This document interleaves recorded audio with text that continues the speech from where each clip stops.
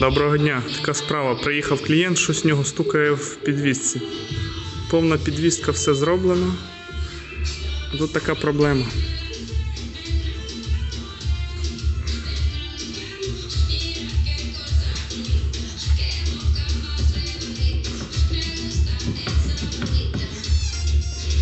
Цілий шток гуляє. Амортизатор щось тримає.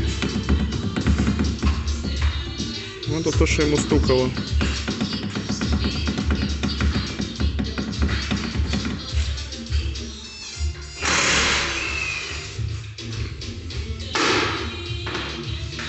Що досить добре тримає.